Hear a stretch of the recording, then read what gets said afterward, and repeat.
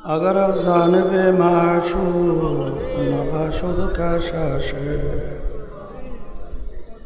तौलबे आशक बेचारा नरसद बजाए। ओ मबूद गो एक फोटा पानी दिए बनी आदम के बनाया। এই দুনিয়াতে কয়েকদিন ঘুরাইয়া ফিরাইয়া আবার অন্ধকার কবরে নিয়া যাইবে। এই দুনিয়াতে আর কাহাকেও থাকতে দিবেন না। ভাই বলি বন্ধুরে বলি কেউ তো আপন না। ভাবিয়া চিন্তা করিয়া দেখিলাম মাওলা ওই অন্ধকার কবরে আপনি ছাড়া কেউ আপন হবে না। রব্বানা আতিনা ফিদ দুনিয়া হাসানাতাও ওয়া ফিল আখিরাতি হাসানা ওয়া কিনা আযাবান নার। رب ارحمهما كما ربياني صغيرا. سبحان ربك رب العزة عما يصفون وسلام على المرسلين والحمد لله رب العالمين. وعليكم السلام ورحمة الله وبركاته. শব্দ ঘুম ঘুম করে, পিছনের শব্দ আর ডাইন পাশের বাম পাশের হরেনের শব্দ একরকমের রাখো। আলহামদুলিল্লাহ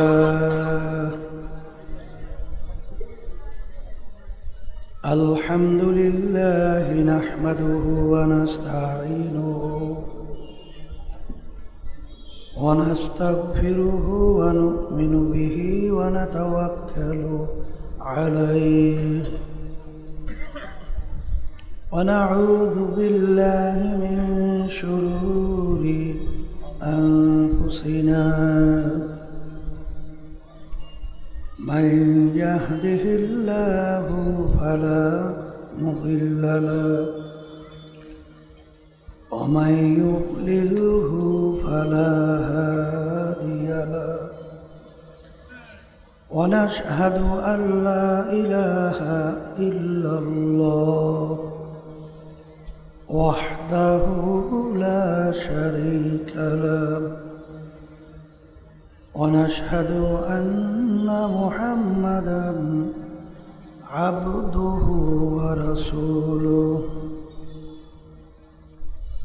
أما بعد فأعوذ بالله من الشيطان الرجيم. بسم الله الرحمن الرحيم. ألف لام ميم. ذلك الكتاب لا ريب فيه هدى للمتقين الذين يؤمنون بالغيب. صدق الله العلي العظيم.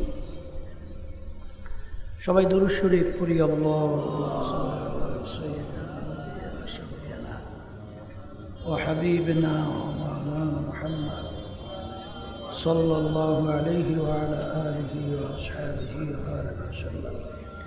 اللهم صل على سيدنا ونبينا شفيعنا وحبيبنا ومولانا محمد صلى الله عليه وعلى آله وأصحابه وبارك وسلم. اللهم صل على سيدنا ونبينا شفيعنا وحبيبنا ومولانا محمد صلى الله عليه وعلى آله وأصحابه وبارك وسلم. শুকরিয়া আদায় করতেছি মহান রব্বুল আলমিনের দরবারে।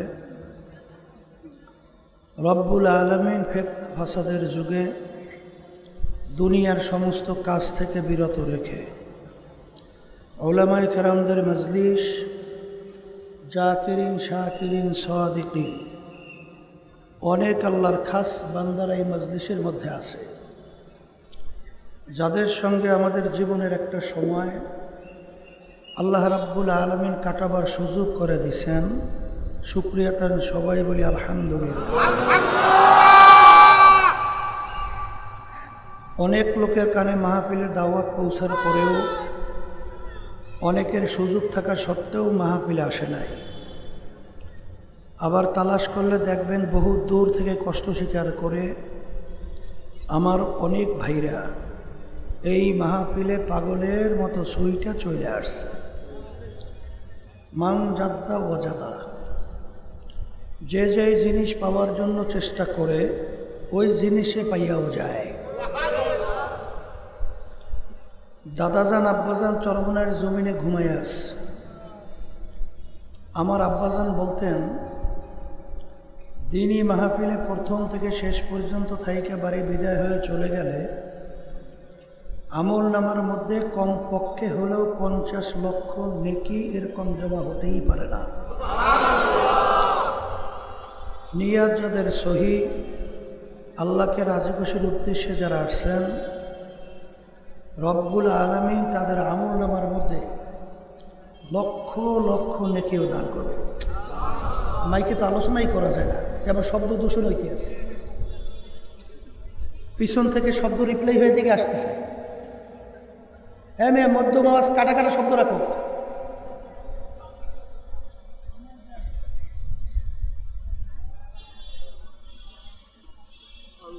অনেকের সুযোগ থাকা সত্ত্বেও মাহফিলে না আসার কারণ হিসাবে আমার আব্বাজান রহমাতুল্লাহি আলাইহি বলতেন, বুঝের অভাব। আর এই বুঝের জন্যই মাহফিলের ব্যবস্থা।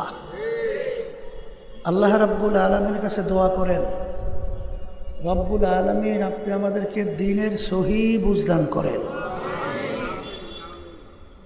আল্লাহ রসুল সাল্লাল্লাহু আলাইহি ওয়াসাল্লাম বলছেন, মা ইউরিদিল্লাহু বিহি খায়রান ইউফাক্কিহু ফিদ্দীন। আল্লাহ যাকে ভালোবাসেন, ইচ্ছা করেন, তাকে দ্বীনের সহি বুঝদান করে। আর নেয়ামতের ভিতরে সবচেয়ে বড় নেয়ামত হলো হেদায়েত প্রাপ্ত হওয়া। আর হেদায়েত কিন্তু কোনো পীরের হাতে নাই, কোনো দলের হাতে নাই, কোনো ওস্তাদ বা ওস্তাদদের হাতেও নাই। হেদায়েত একমাত্র আল্লাহর হাতে। উজানি কারি ইব্রাহিম সাহেব রহমাতুল্লাহি আলাইহি তাকে একজন প্রশ্ন করছিলেন, হযরত, হেদায়েত আল্লাহর হাতে রাখলেন কেন? হুজুর বলছিলেন, হেদায়েতের চেয়ে বড় নেয়ামত নাই আর কোনোদিন হতেও পারে না। তা আল্লাহ রাব্বুল আলামিন সবচেয়ে বড় নেয়ামত তার হাতে রাখছেন। এর জন্যে আল্লাহ চায়, বান্দাবান্দি আমার কাছে হেদায়েত চাবে, আমি তাদেরকে হেদায়েত দান করব। তাহলে আল্লাহর কাছে কি চাওয়া লাগবে? হেদায়েত চাওয়া লাগবে। কথা ঠিক কিনা? দ্বীন কি জিনিস? আল্লাহ রাব্বুল আলামিন তার রসুলকে দুনিয়াতে পাঠাইছেন। ওমা আরসালনাকা ইল্লা রাহমাতাল লিল আলামিন। শুধু মানুষ না, সমস্ত মাখলুকাতের শান্তির গ্যারান্টি দুধ হিসাবে। কথা ঠিক কিনা? আল্লাহ রসুল সাল্লাল্লাহু আলাইহি ওয়াসাল্লাম যে রাহমাতাল লিল আলামিন, তার বাস্তবতা আপনারা দেখবেন।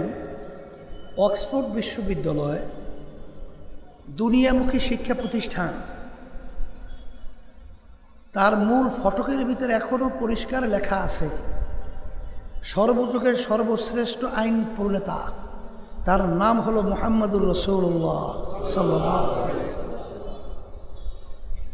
বিজাতিরা দুনিয়া সৃষ্টির পরে 100 মনীষীর নাম একটা বই আকারে তারা লিপিবদ্ধ করছে, নাম রাখছে দ্য 100।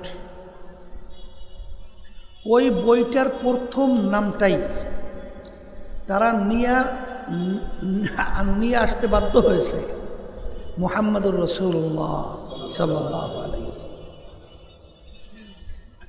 আল্লাহ রসুল সাল্লাল্লাহু আলাইহি ওয়াসাল্লামকে আল্লাহ দুনিয়াতে পাঠাইছেন যেই দিন নিয়া, সেই দিন অনুযায়ী যে দুনিয়াতে চলবে সে দুনিয়াতে শান্তি পাবে,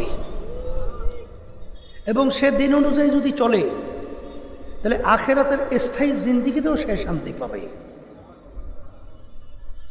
আর যদি কেউ এর ব্যতিক্রম চলে, খসরাত দুনিয়া ওয়াল আখিরা, সে দুনিয়াতেও ধ্বংসপ্রাপ্ত হবে, আখিরাতেও ধ্বংসপ্রাপ্ত হবে। কথা ঠিক কিনা? আমি আমার ভাইদেরকে বলবো, পর্দা আলে মা বোনরা যারা শুনতেছেন, মনে করছেন আমরা হুজুররা কিছু বুঝি টুঝি না, আমাদেরকে এক শ্রেণীর ইংরেজি বাংলায় শিক্ষায় শিক্ষিত হইয়া নাস্তিক মনা, এরা আমাদেরকে বলে ধর্মান্ধ। জোরে বলেন নাউজুবিল্লাহ। আবার এক শ্রেণীর বস্তুবাদী, এরা আমাদেরকে নিয়ে টিটকারি মারে এবং আমরা নাকি অন্ধের মতো ধর্ম পালন করি। সবাই বলেন নাউজুবিল্লাহ। বস্তুবাদীরা বলতে চায় যা দেখি না তা বিশ্বাসও করি না। নাউজুবিল্লাহ বলেন। যদি আপনি জিজ্ঞাসা করেন তুমি কি জানতো না মরা, বলবে আমি জানতো। তোমার ভিতরে রূহ আছে না নাই? বলে আছে। বলে তোমার রূহটা কি কালা না নীলা না ধলা, লাম্বা না চ্যাপ্টা না গোল, এই বিবরণটা দেও তো। বলবে কি আমি দেখি নাই। বলবে কি? তাহলে তোমার ভিতরে রূহ আছে, তুমি স্বীকার করলা, এইটা তুমি দেখো নাই। তাহলে যেই মালিক তোমার ভিতরে গোপনে রূহ রাইখা তোমাকে হাঁটাইতে চলাইতে কথা বলাতে পারে, সেই মালিক তোমাকে গোপনে কবরে আযাব দিতে পারে না? কথা বলেন। ওরা নাউজুবিল্লাহ, ওরা বলতে চায় আল্লাহ বলতে কিছু নাই। জোরে বলেন নাউজুবিল্লাহ। বলে তাকি, বলে আল্লাহ যদি একজন থাকি তাহলে তাকে বানাইল কে? সহজ কথা না? শোনেন, আমি যদি উত্তর দেই তাকে বানাইছে অমুকে, প্রশ্ন শেষ না আবার করবে যে তাহলে তাকে বানাইছে কে? যদি বলি তাকে বানাইছে অমুকে, প্রশ্ন শেষ না আবার করবে? তাকে বানাইছে কে, তাকে বানাইছে কে, প্রশ্ন শেষ কবে? শেষ আছে? তো বলতে ব্যাপারটা কি? বলে ব্যাপার কিচ্ছুই না। বলে তা কি? বলে মানুষ বানাইছে কে? বলেন আল্লাহ। মানুষ বানাইছে কে? মানুষের চিন্তার শক্তি বুঝ দান করছে কে? তাহলে মানুষের চিন্তার শক্তি বুঝের ভিতরে একটা সীমাবদ্ধতা আছে না নাই?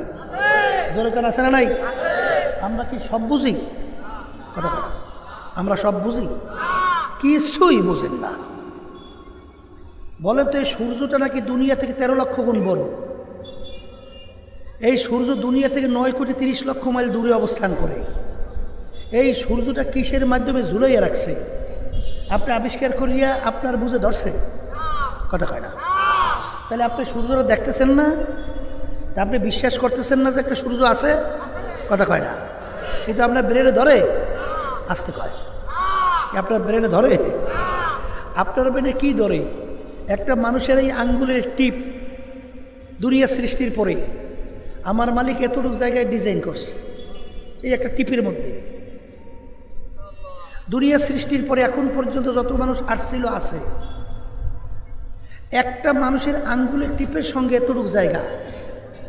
দুনিয়া সৃষ্টির পরে আর একটা মানুষের আঙ্গুলের এতটুকু জায়গায় টিপের সঙ্গে পূর্ণ কোনো মিল নাই। আপনার ব্রেনে ধরে? কথা কাটা ধরে ধরে? তাহলে সব বোঝেন? বোঝেন তোরা? মানুষের হার্টের উপর একটা বোটা আছে, বোটা। এই বোটাটা উঠতেছে এবং নামতেছে, কিন্তু আজ পর্যন্ত কোনো ডাক্তার, কোনো আবিষ্কারও আজ পর্যন্ত কেউ আবিষ্কার করতেই পারে নাই যে হার্টের উপরে যে বোটা, এই যে উঠতেছে নামতেছে, কোন শক্তি এর পিছনে ব্যয় হইতেছে, আজ পর্যন্ত আবিষ্কারই করতে পারে নাই। কি ব্রেনে ধরে?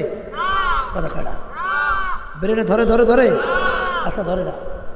এরপর শোনেন, ডাক্তাররা বলতেছে মানুষ মইরে যাওয়া কোনো আশ্চর্য না, বাইসে থাকা হইলে আশ্চর্য। ডাক্তাররা বলছেন আবিষ্কার করার পরই মানুষের শরীরের ভিতরে লক্ষ লক্ষ রক্তকণিকা আছে। রক্তকণিকার সংখ্যা কত বলেন? লক্ষ লক্ষ। প্রত্যেকটা রক্তকণিকা চলার রাস্তা ভিন্ন ভিন্ন। তাহলে শরীরের ভিতরে লক্ষ লক্ষ রাস্তাও কি যেরকম আছে না নাই? ডাক্তাররা বলতেছে এই প্রত্যেকটা রক্তকণিকা ঘন্টায় 5 মাইল বেগে চলে। কয় মাইল বেগে? একটা রক্তকণিকা যদি তার রাস্তা ফেল কইরা অন্য রাস্তায় ঢোকে, সঙ্গে সঙ্গে লোকটা মারা যাবে। এখন বলেন তো এই রক্তকণিকাগুলো চালায় কেডা? কি কথা বলেন না কা? এই জন্য তো আল্লাহ রাসূল সাল্লাল্লাহু আলাইহি ওয়াসাল্লাম বলেন, তাফাক্কুরু ফি খালকিল্লাহ ওয়ালা তাফাক্কুরু ফিল্লাহ। তোমরা আল্লাহর মাখলুকাত নিয়ে চিন্তা করো, মুরাকাবা করো, আল্লাহ সম্পর্কে চিন্তা করতে যাইও না। কারণ আল্লাহ সম্পর্কে চিন্তা করার শক্তি আমার মালিক তোমার আমার ব্রেনে দান করে না। তাই যেইটা নাই এইটা যদি নিয়ে কেউ সামনে আগায়, ফল কি? 0-0। কথা কয় না? এই পথে চললে কেউ কোনোদিন কুলকিরার পাইছে? কোনোদিন পাবে? পাইছে। এই যে ফ্যাসিস্ট আওয়ামী লীগ 5ই আগস্ট 24-2000 আমাদের দেশ ছেড়ে ফালাইল না? এই ওরা একটা থিওরি জারি করছিল শিক্ষা সিলেবাসের মধ্যে, ডারউইনের থিওরি। ওরা সৃষ্টিকর্তা তালাশ করতে যাইয়ে না পাইয়া শেষ পর্যন্ত পাইছে ওরা নাকি বান্দরের জাত। মানে ওরা নাকি বানর থেকে সৃষ্টি হয়েছে। বলে ডারউইনের থিওরি ক্লাস 6-7 পর্যন্ত এই থিওরি চালু করছিল। মানুষটাকে আল্লাহ সৃষ্টি করে নাই, মানুষটাকে বানর থেকে সৃষ্টি হয়েছে। জোরে বলেন নাউযুবিল্লাহ।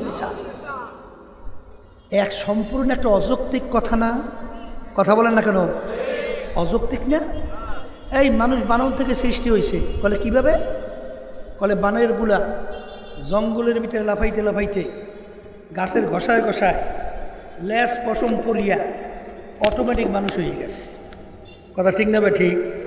এখন যদি ওকে জিজ্ঞাসা করেন তার 2-1টা বানর যদি জঙ্গলের ভিতরে লাফাইতে লাফাইতে গাছের ঘষায় লেজ পশম পরে মানুষ হয়, এখন দুনিয়াতে বানর আছে না নাই? ওরা কি এখন লাফালাফি করে না? সব ভদ্র। তাহলে আগে যদি 2-1টা বানর লাফাইতে লাফাইতে লেজ পশম পরে মানুষ হয়, এখন 2-1টা হবে না কেন? এই জোরে বলেন। এটা কোনো থিওরি? এটা কোনো যুক্তি? এই জন্য তামাম দুনিয়ার ইতিহাস পড়লে দেখবেন হাজারের মতো বৈজ্ঞানিক যারা রিসার্চ করে তারা এই ডারউইনের থিওরিকে বলছেন সম্পূর্ণ একটা অযৌক্তিক, একটা অবাস্তব। এই থিওরি কোনোদিন থিওরি হতে পারে না। ওরা ঠিক না? ঠিক। তো ওরা তালাশ করে পাইছে শেষ পর্যন্ত বান্দরের জাত। কথা ঠিক না?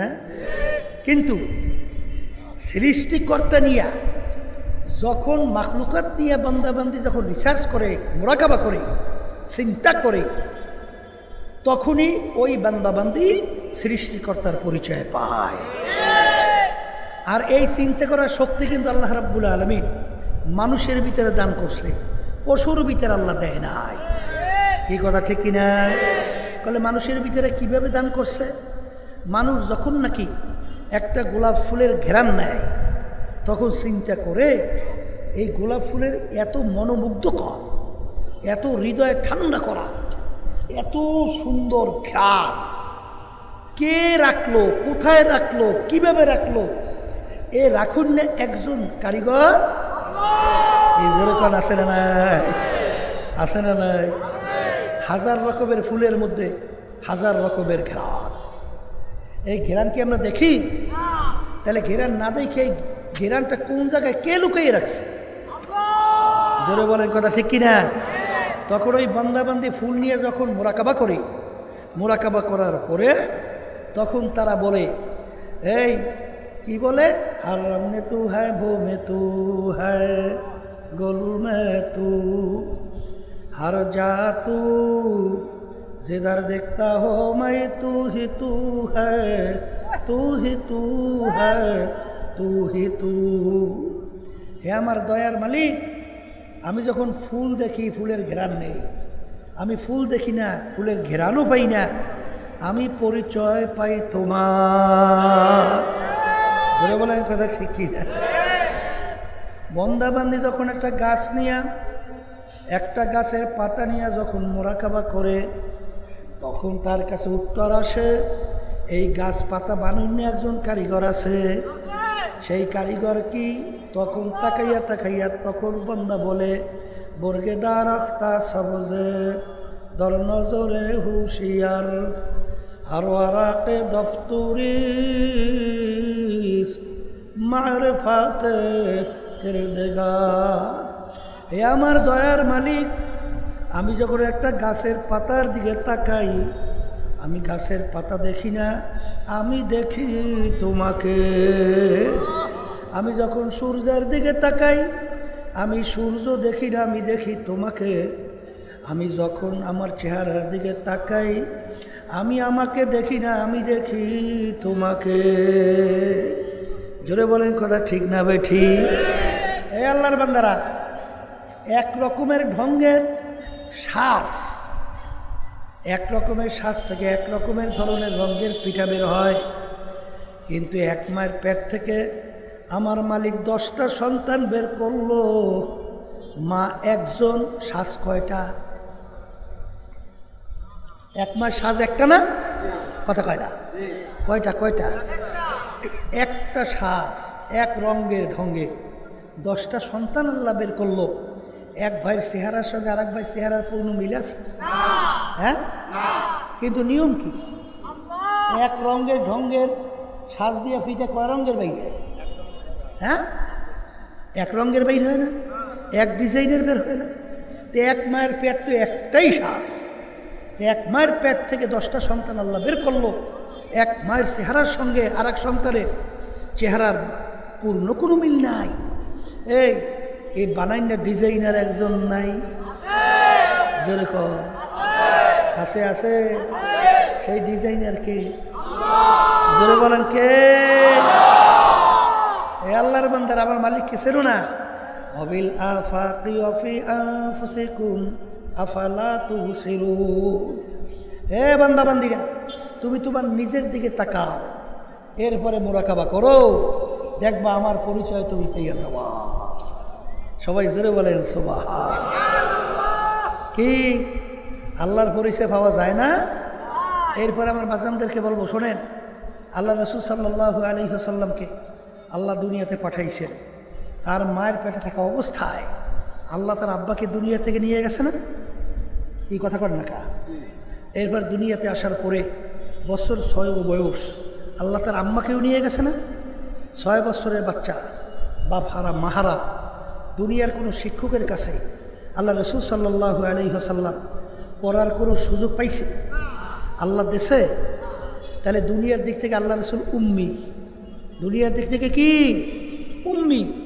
আল্লাহ রাসূল সাল্লাল্লাহু আলাইহি ওয়াসাল্লাম নিজের দস্তখত করতে জানতেন না, কিন্তু এই আল্লাহর হাবিবের উপরে 30 পারা কুরআনুল কারীম নাযিল হইল, যার শুরুতে আমার মালিক চ্যালেঞ্জ হিসেবে বললেন, যালিকাল কিতাব লা রাইবা ফি। এই যে কিতাব দেখো, এর ভিতরে ভুল সন্দেহ বলতে কিছু নাই। সবাই বলি সুবহানাল্লাহ। হে কবরের যাত্রীরা, হে পর্দার আড়ালের আমার মা বোনেরা, হে বড়লোক আমার বাবারা, হে ধনী আমার বাবারা, ক্ষমতা সম্পন্ন বাবারা, ভালো করে মনকে বুঝাও, তারপর দুনিয়ার থেকে বিদায় নিয়ে কবরে রওনা করো। কারণ বাজার দুনিয়ার জিন্দেগি কিন্তু একটাই, একবার যদি দুনিয়া থেকে বিদায় নিয়ে কেউ কবরে চইলা যায়, আর দ্বিতীয়বার কোনো দিন আসতে পারে না। আর দুনিয়া মাজরাতুল আখিরা, এই দুনিয়াটা হলো আখিরাতের সম্বল সম্পদ কামাই করার জায়গা।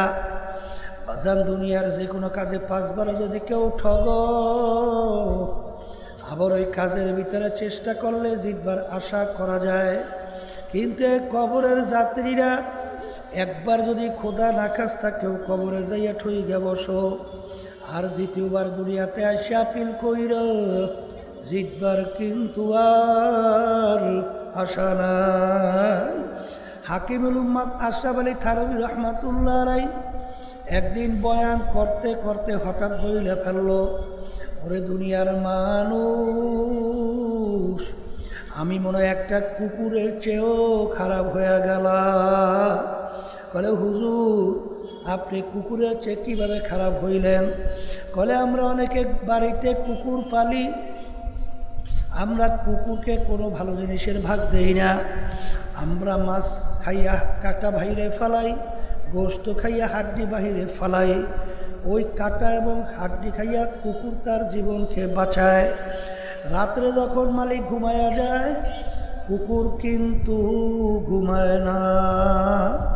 কুকুর সারা রাত্র মালিকের বাড়ি পাহারা দেয়, মালিকের যেন কোনো ক্ষতি না হয়। দেখবা ভোরবেলায় কুকুরের চক্ষু লাল হইয়া যায়। ওই সময় যদি মালিক কুকুরকে মারে, কুকুরের উচিত ছিল মালিককে কামড় দেওয়া। ওরে নেমুক হারাম, আমি তোর কোনো ভালো জিনিসের ভাগ নেই নাই। তুই গোস্ত খাই হাড্ডি বাহিরে ফেলাইলি, মাছ খাইয়া কাটা বাহিরে ফেলাইলি, আমি খাই আমার জীবনকে বাঁচাইয়া। তুই সারা রাত্র নাকটাই না ঘুমাইলি, আমি কুকুর কিন্তু ঘুমাই নাই। আমি সারা রাত্র তোর বাড়ি পাহারা দিছি, তোর জন্য কোনো ক্ষতি না হয়। তুই আমাকে মারো, তোকে কামড়াইয়া রাখবো না।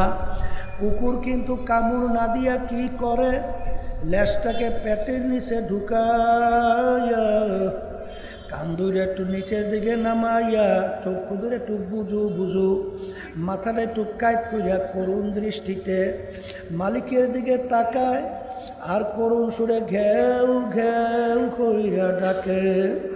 মনে হয় যেন কুকুর বলে, আমার মালিক তুমি আমাকে মাইরো না, তুমি আমাকে মাফ কইরা দাও। ইমাম আশরাফ আলী হাকিমুল উম্মাত থানভী রহমাতুল্লাহি আলাইহি বলেন, ওরে দুনিয়ার মানুষ, আজকে কুকুরটাও মালিক চিনল, আর তুমি আর আমি মানুষ হইয়া আমার মালিককে চিনলাম না। এ কবরের যাত্রীরা, হযরত ইকরামা রাদিয়াল্লাহু তাআলা আনহু যখন কুরআনুল কারীম তেলাওয়াত করতেন, এমনভাবে জোরে চিল্লাচিল্লি করা শুরু করতেন, হাযা কালামু রাব্বি, হাযা কালামু রাব্বি, এই যে আমার মাওলার কালাম, এই যে আমার মাওলার কালাম। আমি আমার বাজানদেরকে বলবো, পর্দারে মা বোনদেরকে বলবো, কোন দুনিয়ার পিছনে পড়লাম, কোন সম্পদের পিছনে পড়লাম, কোন ক্ষমতার পিছনে পড়লাম, কোন দলের নেতা নেত্রীর পিছনে পড়লাম, একটু মাঝে মাঝে চক্ষু বন্ধ করে নিরিবিলি একটু মোরাকাবা করো। কারণ বাজান, একবার যদি দুনিয়ার থেকে বিদায় নিয়ে কবরে যাও, আর দ্বিতীয়বার ফেরত আসা যায় না।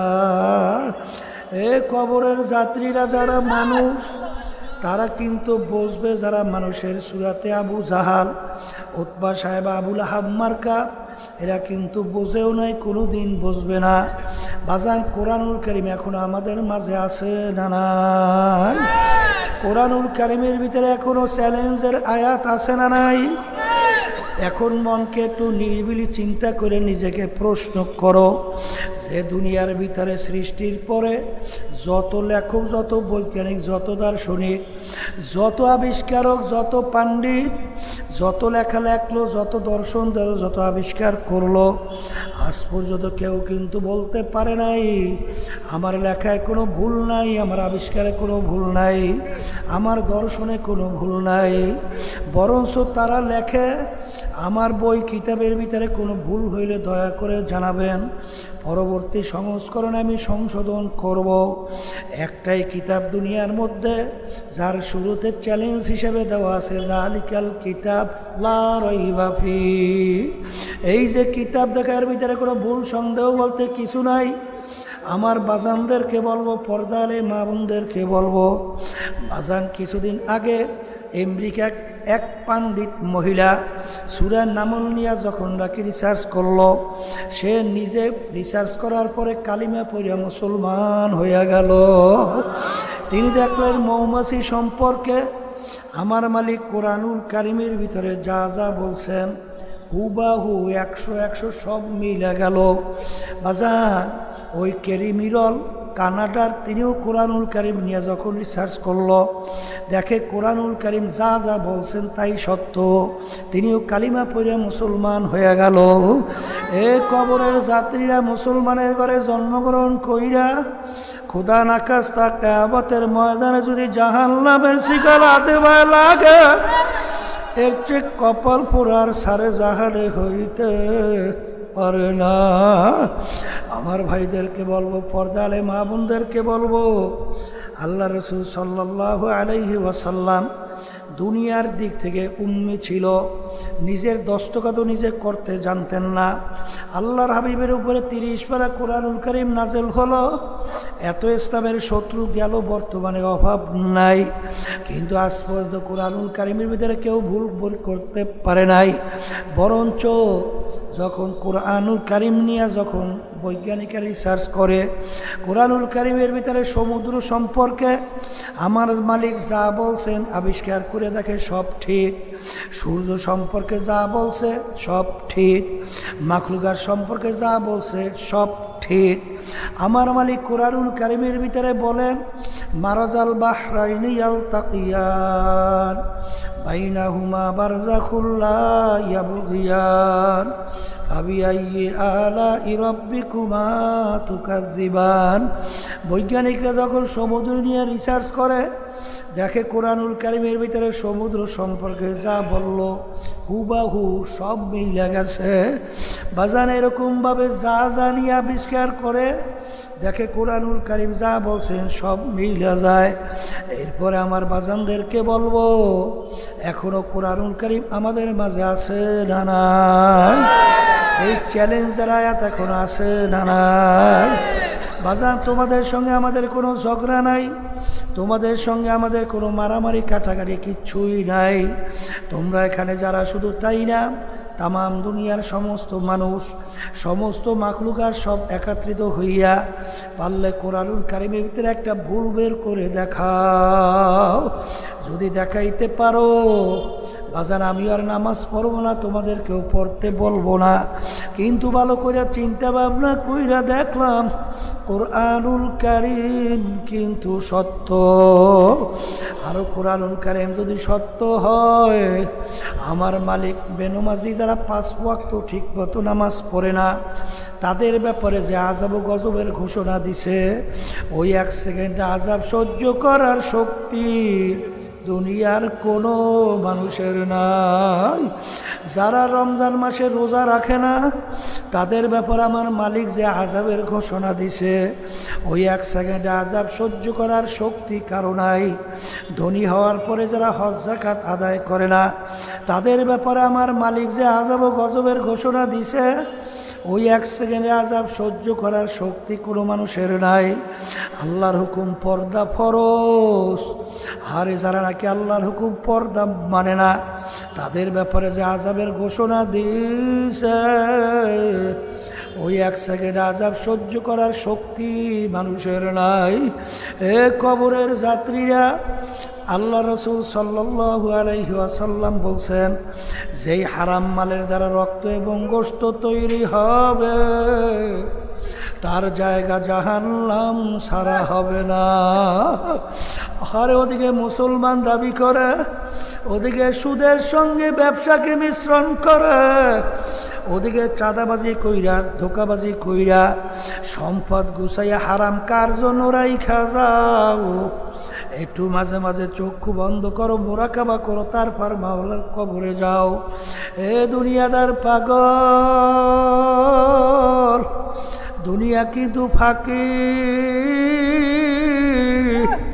हकीकत से तो दुनिया बेखबर है दुनिया की नुमाइश पर नजर है ए दुनियादार पागल আমার বাবারা মস্তে আশিক মস্তে মাশুক বাদশাহ মালমা পীরে মস্তে জিরে মস্তে শেখ দর আসরার মা দুনিয়ার ভিতরে সব পাগলের দল কিন্তু যারা নাকি দুনিয়ার পাগল হইরা একটু মাঝে মাঝে চক্ষু বন্ধ করে মোরাকাবা করো যত বড় লোক দুনিয়াতে ছিল তাদের ইতিহাস পড়িয়া দেখো করোনা ভাইরাসের সময় বাংলাদেশের ভিতরে বড় ধনীদের ভিতরে একজন যমুনা গ্রুপের মালিক করোনা ভাইরাসে আক্রান্ত হয়ে যখন শ্বাস টানতে ছাড়তে কষ্ট হয় তখন ডাক্তারকে ডাক দিয়ে বলে ডাক্তার রে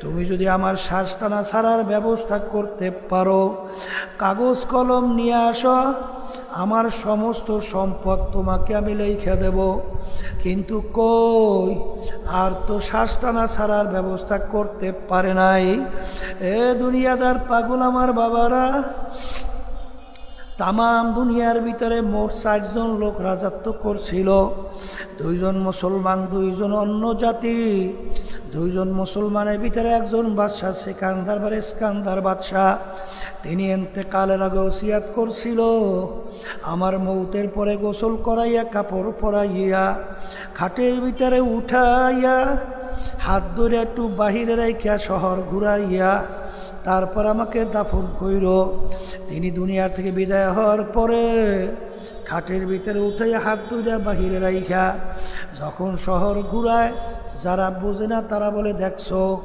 বাদশাহ জীবন আমাদের থেকে খাজনা এবং ট্যাক্স নিল এখন মরার পরেও কেমন হাত পাইতে আসে মনে হয় খাজনা এবং ট্যাক্স তখন বিজ্ঞ আলেমরা বলো বোকারা তোমরা তো বোঝো নাই বাদশাহ সিকান্দার ইন্তেকালের আগে ওসিয়াত করছিল হাত বাহিরে রেখে ঘুরাইয়া দাফন করার জন্যে তিনি তামাম দুনিয়ার মানুষকে বুঝাতে চায় ও তামাম দুনিয়ার মানুষেরা আমি বাদশাহ সিকান্দারের মতো এত বড় বাদশাহ মনে হয় দ্বিতীয় আর কেউ হইতে পারবি না তামাম দুনিয়ার বাদশাহী করলাম কিন্তু আমি যখন কবরে রওনা করলাম একেবারে 2টা খালি হাত নিয়ে কবরে রওনা করলাম আর কিছুই নিতে পারলাম না এই জন্য আমার বাজানদেরকে বলবো বাংলাদের ইতিহাস পড়িয়া দেখো বাজান আরে যাদের হুঙ্কারে বাংলার জমিন থরথর করে মনে হয় কাঁপত কই আজকে যাইয়ে দেখো হাইকোর্টের মাজারে পইরা রয়েছে একজন দিনদার আল্লাহওয়ালা মানুষ ওদের কবরে পাশে একটু সালামও দেয় না ওদিকে দিনদার আল্লাহওয়ালা যাইয়ে দেখো পটুয়াখালী জেলা বাজান মির্জাগঞ্জ থানায় ইয়ারউদ্দিন সাহেব রহমাতুল্লাহি আলাইহি একজন সাধারণ দোকানদার ছিল বাজান কবরের পাশে নদীর কিনারে তার কবর বাজান যত লঞ্চ স্টিমার তার কবরের পাশ দিয়ে রওনা করে টবের কইরা থামাইয়া সম্মান দেখাইয়া তারপর ওখান থেকে যায় মরার পরেও বাদশাহী করে কিন্তু বর্মেয়াগো কোনো খবর নাই আমানুর শাহ রহমাতুল্লাহি আলাইহি তিনি একজন জজের চাপরাশি ছিল জজ এজলাসের ভিতরে বিচার করত তার মাথার উপরে টাইনা টাইনা বাতাস পাখা দিয়া বাতাস করত বাজান সেই জজের কোনো খবরও নাই কিন্তু আমানুর শাহ রহমাতুল্লাহি আলাইহি তার কথা কিয়ামত পর্যন্ত মানুষ স্মরণ করবে দোয়া করতে থাকবে। যাইয়ে দেখো সিলেটের ভিতরে আমানুর শাহ রহমাতুল্লাহ শাহজালাল রহমাতুল্লাহ আলাই, শাহপরান রহমাতুল্লাহ আলাই ময়রাও মনাই বাদশাহী করতে আসে। লক্ষ লক্ষ মানুষ যায়, সালাম দেয়, এমনভাবে ভদ্র, এত চুপচাপ মনে হয় যেন ভয়তে অস্থির। বাজান, কার পাগল হইছ, কিসের পাগল হইছ, কোন ক্ষমতার পাগল হইছ, কোন সম্পদের পাগল হইছ, মাঝে মাঝে একটু মুরাকাবা চিন্তা করো, তারপর কবরে রওনা করো। আর সবসময় মনকে বুঝাইয়া বইল, মন এত টাকা রাখবা কোথায়, কাপনে যে পকেট নাই। এ দুনিয়াদার পাগল আমার বাবারা, এরপরেও যদি মন না বোঝে, মাঝে কত ঘটনা মালিক দেখায়। বাজান, আমাদের চরমুনার মুজাহিদ ছিল, কুড়িগ্রাম অনেকে ঘুঘু মুন্সি কইয়া ডাকত, আসলে নাম ছিল বশিরউদ্দিন মুন্সি। বাজান, দুনিয়া থেকে বিদায় নিয়ে কবরে যাওয়ার পরে 32 বছর পরে নদীর ভাঙ্গলে যখন তার কবর ভাইয়া গেল, কাপড়ের কাপড় সহ লাশ বের হইয়া আসছে। অনেক জাতীয় পত্রিকায় ছবি সহ দিয়া দিছিল, অনেকেই দেখছেন।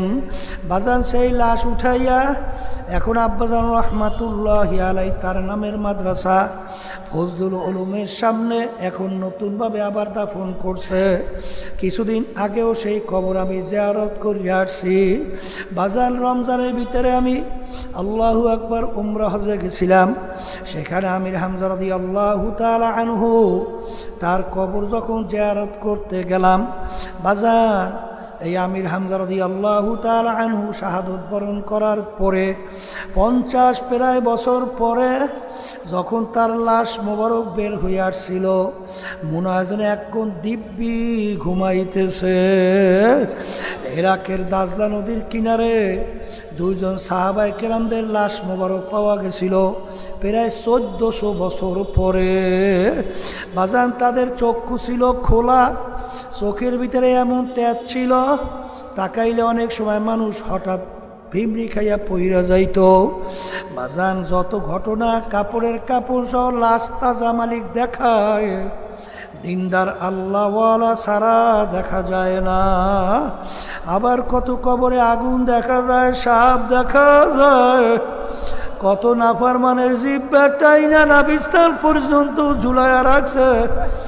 যত দুর্ঘটনা মাঝে মাঝে কবরে দেখা যায়, বেনমাজি, হারামখোর, সুদখোর, ঘুষখোর ছাড়া কিন্তু দেখা যায় না। এই জন্য আমার বাজানদেরকে বলবো, যারা কালিমা পড়ছেন, আল্লাহকে বিশ্বাস করেন, আল্লাহ রসুল বলছেন, হারে আল কবরু রাউজাতুম মিন রিয়াজিল জান্নাহ আও হুফরাতুম মিন হুফারিন নার। এ আমার উম্মতের, এই যে কবর দেখো, এই কবর কিন্তু আসল কবর না। কোন কোন আল্লাহর বান্দা বান্দির কবর একটা বেহেশতের বাগান হইয়া যাবে। মালিক, আপনি আমার জন্য, আমাদের সবার জন্য কবুল করে নিয়েন। আল্লাহর হাবিব বলেন, ও আমার উম্মতেরা, কোন কোন নাফরমানের কবরের ভিতরে জাহান্নামের আগুন এসে ভইরা যাবে। মালিক, আপনি আমাকে, আমাদের সবাইকে মাফ কইরা দিয়ে। আমি বলি নাই, কোনো পীর বলে নাই, কোনো আলেম বলে নাই, আল্লাহ রসুল সাল্লাল্লাহু আলাইহি ওয়াসাল্লাম বলছেন। আমরা না কেলে আমরা শুনাইতে আসি। বাজার, আল্লাহ রাব্বি বলেন, 99 তিন্নিনান লাউ নুফিকা ফিল আরদি মা আনবাতাত খাদিরা। কোন কোন নাফরমানের কবরের মধ্যে একটা না, দুইটা না, 99টা বিষাক্ত সাপ জমা হইয়া যাবে। ওই সাপ কেমন বিষধর হবে, আল্লাহর হাবিব বলেন, দুনিয়ার দিকে মুখ কইরা যদি ফুঁক দিত, এত ভয়ঙ্কর বিষ মাথা জাগাইতে কোনো গাছপালা পারত না। আমার বাজানদেরকে বলবো, কিয়ামত পর্যন্ত ওই নাফরমানকে পেঁচাইয়া পেঁচাইয়া নাফরমানকে ঠোকরাইতে থাকবে। আল্লাহ, আপনি আমাকে, আমাদের সবাইকে মাফ কইরা দিয়েন। এই জন্য আমার বাজানদেরকে বলবো, আজকে দুনিয়ায় কার পিছনে পড়ছো, কোন দলের পিছনে পড়ছো, কোন সম্পদের পিছনে পড়ছো, সম্মানের পিছনে পড়ছো, বাজান কোরআনুল কারিমের ভিতরে আমার মালিক আগেই জানায় রাখছেন, ইয়াউমা নাদউ কুল্লা উনাসিন বিইমামিহিম, কিয়ামতের ময়দানে আমার মালিক প্রত্যেকটা মানুষকে তার দলের নেতা নেত্রীর সঙ্গে ডাকবে। ডাইকে আমার মালিক বলবেন, তোর দলের নেতা নেত্রী যেদিকে যায় ওদের পিছনে পিছনে সেই দিকে চইলা যা। এক কথায় আমার মালিক বলছেন, তোর নেতা নেত্রী যেখানে জায়গা তোরও সেইখানে জায়গা। আল্লাহ রাসূল সাল্লাল্লাহু আলাইহি ওয়াসাল্লাম বলেন, মান তাশাব্বাহা বিকওমিন ফাহুয়া মিনহুম। দুনিয়ার ভিতরে তুমি যেই দলভুক্ত হইয়া চলবা, যেই দলের নেতা নেত্রীকে নেতা নেত্রী হিসাবে মানবা, আল্লাহ রাসূল সাল্লাল্লাহু আলাইহি ওয়াসাল্লাম বলেন, কিয়ামতের ময়দানে তুমি ওই দলভুক্ত হইয়া উঠবা এবং ওই দলের নেতা নেত্রীর সঙ্গে তোমার হাসর হইয়া যাবে। এই জন্য আমার বাজানদেরকে বলবো, পর্দারে মা বোনদেরকে বলবো, বাজান দুনিয়ার জিন্দেগি কিন্তু একটাই। একবার যদি কেউ খোদা নাকাস্তা কবরে যাইয়া ঠইগা বসো, আর দ্বিতীয়বার দুনিয়াতে এসে আপিল কইরা জিতবার কিন্তু আর আশা নাই। এক শ্রেণী আমার বাজানরা, পর্দালে মা বোনেরা আশার ভিতরে দিন রাত্র কাটায়। তারা মনে করে আমার বয়স এখন 40, আমার বয়স 60-100 বছর তো মানুষ বয়স পায়। আমি আমার যুবকদেরকে বলবো, আমি আমার বাবাদেরকে, পর্দালে মা বোনদেরকে বলবো, এদেরকে স্মরণ করাইয়া দেওয়ার জন্যে আমার মালিক কোরআনুল কারিমের ভিতরে বলছেন, আল্লাকুমুত তাকাসুর হাত্তা যুরতুমুল মাকাবির। আরো আরো আরো বাঁচবো, আরো মুখ টমুক সমুখ কিছু করব। আমার মালিক বলতেছেন, আশা আশাই থাকবে। হঠাৎ একদিন দেখবে মালাকুল মউত আজরাইল হাজির।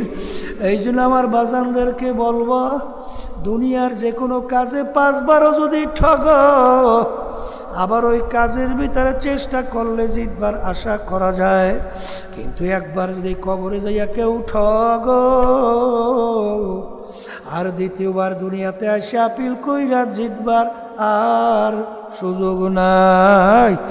আমার আব্বাজান রহমাতুল্লাহি আলাইহি বলেন, বাজান আখারে ডাকাইতের দলের সর্দার, ওর কত পাওয়ার। ওর দলীয় লোক অন্যায় করলে অনেক সময় গুলি কইরাও মাইরা ফালায়, কিন্তু আর সরকারি মাতুকবাড়ি কতক্ষণ পুলিশের হাতে অ্যারেস্ট হওয়ার আগ পর্যন্ত। যখন পুলিশের হাতে অ্যারেস্ট হইয়া যায়, ওকে যখন বুট দিয়া পাড়ায় লাথি মারে হাড্ডি গুড্ডি ভাঙ্গে, তখন কোথায় যায় ওর বাবুগিরি, কোথায় যায় সর্দারগিরি। ঠিক আজকে চক্ষু খোলা দুনিয়ায় কেউ পরিচয় দেয়, আমি মেম্বার, আমি চেয়ারম্যান, আমি এমপি, আমি মিনিস্টার, আমি অমুক টমুক, আমি কয়েকটা গাড়ি বাড়ির মালিক, আমি অমুক ধনী, আমি মুফতি, আমি পীর, আমি বড় বংশের অমুক, আমি বড় শিক্ষিত। এই পরিচয় কয়দিন? আজরাইল আলাইহিস সালাম থাবা দেওয়ার আগ পর্যন্ত। যখন আজরাইল সালাম থাবা দিয়া বসবে, কোথায় যাবে তোমার বাবুগিরি, কোথায় যাবে টাকার গরম, কোথায় যাবে তোমার চেয়ারম্যান মেম্বার এমপিগিরি, কিছুই তো আর থাকবে না। এই জন্য আমার বাজানদেরকে বলবো, পর্দালে মা বোনদেরকে বলবো, আমার আব্বাজান রহমাতুল্লাহি আলাইহি বলতেন, যেই মামলার চেষ্টা নাই তার কিন্তু খালাস নাই, যেই মামলার তদবির নাই ওই মামলারও কিন্তু খালাস নাই। এই জন্য আল্লাহর ওলিদের ইতিহাস পড়লে দেখবেন, সাহাবায়ে কেরামদের ইতিহাস পড়লে দেখবেন, বাজান তারা কিন্তু কানতে কানতে মাওলার কবরে চইলা গেল। কিন্তু গুনার পর গুনাহ কইরা যাইতেছে, রাত্র যায়, দিন যায়, সপ্তাহ যায়, মাস যায়, বছর যায়, আরে যুগ যায়। কই তোমার আমার গুনার কথা মনে কইরা, জাহান্নামের কথা মনে কইরা তোমার আমার চোখে কেন পানি আসে? যেই মামলার তদবির নাই ওই মামলারও কিন্তু খালাস নাই। আমার মালিক বড় দয়ার মালিক, আমার মালিক বড় মায়ার মালিক। দুনিয়ার স্বার্থ আছে, সম্পর্ক আছে, স্বার্থ নাই, সম্পর্ক নাই। কিন্তু আমার মালিকের সমস্ত নেয়ামত ভোগ কইরা আমার মালিকের হুকুম মানলাম না। কিন্তু আমার মালিক কিন্তু তোমাকে আমাকে রাগ কইরা জাহান্নামও ফালায় নাই, শয়তানেও হাতে সবর্দ করে নাই।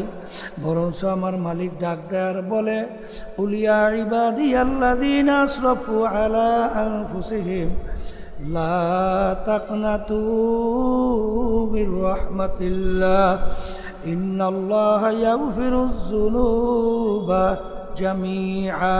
বাজা হারসে হাস্তি বাজা দরকা ফেরো গেবরো ভূত পুরুষটি বাজা।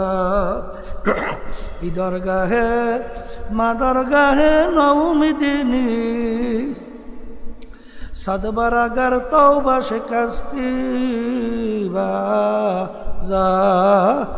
আমার মালিক বলেন, হে আমার বান্দা বান্দিরা, তুই যদি ভূত পূজার মতো গুনাহ করো আর যদি খালেস তওবা করো, দুই চোখের পানি ছাড়ো, আমার কাছে মাপ চাও, দিলটাকে ভাঙিয়ে যখন করুণ সুরে তুই আমাকে ডাক দাও, আমার রহমতের দরিয়ায় জোশ মাইরা তোকে আমার কুদরাতি কোলের ভিতরে টাইনা জাগা না দিয়া আমি পারি না। এই দয়ার মাওলারে ভুইলা কার প্রেমে পড়ছ, কার মোহাব্বতে পড়ছ, কোন সম্পদ কোন ক্ষমতার পিছনে পড়ছ, কোন দলের পিছনে পড়ছ, বাজান চক্ষু বন্ধ কইরা মোরাকাবা কইরা দেখো, সব কিন্তু ফাঁকি আর ফাঁকি। আমার মালিক বড় দয়ার, আমার মালিক বড় মায়ার। যখন মালিক মাহফিলে নিয়ে আসছে, একটু দুই চোখের পানি ছাইরা গুনার কথা মনে কইরা দিলটাকে ভাইয়া মালিকের কাছে মাপ চাওয়ার মতো যদি চাও, আমার মালিক মাপ করবেন, কোনো সন্দেহ নাই। আল্লাহুম্মা আমিন। হে ঘরের মেয়ে লোকেরা হাত উঠাও, গুনার কথা মনে করো, দুই চোখের পানি ফালাও, আমার মালিকের দরবারে কান্দো আর মাপ চাও। যদি কান্না না আসে মন কি বলে, মন একদিন এই ঘরের দরজা দিয়ে নতুন বউ হইয়া উঠছিল রে মন। কত মেয়ে লোকে শরবত খাওয়াইল, কত মেয়ে লোকে বাতাস করলো, আবার এমন একটা দিন আসবে এই ঘরের দরজা দিয়া মোরা লাশ হইয়া বের হওয়া। ছেলে কানবে মামা করে, মেয়ে কানবে মামা করে, জবাব তো আর দিবা না। আল্লাহ পেটে মাঠের দিকে চাইয়া দেখে আপনার বান্দারা কিভাবে কান্দে। মালিক আমাদের ছেলেও মরে নাই, মেয়েও মরে নাই, গুনাহ করে বসছি রে, মাফ করে দেন গো মাওলা, মাফ করে দেন। আল্লাহর বান্দারা জোর করিয়া কান্দেন, জোর করিয়া কান্দেন। সন্তান মারা গেলে চোখে পানি আসে, সম্পদ নষ্ট হয়ে গেলে চোখের ভিতরে পানি আসে। তোমার আমার গুনার কারণে জাহান্নামের আগুন জ্বলছে, ওই জাহান্নামের আগুন চোখের পানি সারা ঠান্ডা হবে না। মালিক যাদের ছিলেন মাহফিল হইল, যারা মাহফিলের জন্য চেষ্টা খাটনি সাহায্য করলো, আমরা যারা মাহফিলে উপস্থিত হয়ে গেলাম, আমাদের সবাই উপরে খাস মেহেরবানি নাজিল করেন আল্লাহ। আল্লাহ আমরা হাত তুলছি জানি না এই উপস্থিতে কার আম্মা কার আব্বা কার দাদা দাদু নানান স্ত্রী পুত্র আত্মীয় স্বজন ওই অন্ধকার কবরে শুয়ে আমাদের দিকে চাইয়া আছে, আমাদের জন্য দোয়া করেনি। খালিকে আমরা দোয়া করলাম, দোয়া না করে তাদের কবরকে বেহেশতের বাগান বানায়া দাও। সুবহান রাব্বিকা রাব্বিল ইজ্জাতি আম্মা ইয়াসিফুন ওয়া সালামুন আলাল মুরসালিন ওয়ালহামদুলিল্লাহি রাব্বিল আলামিন।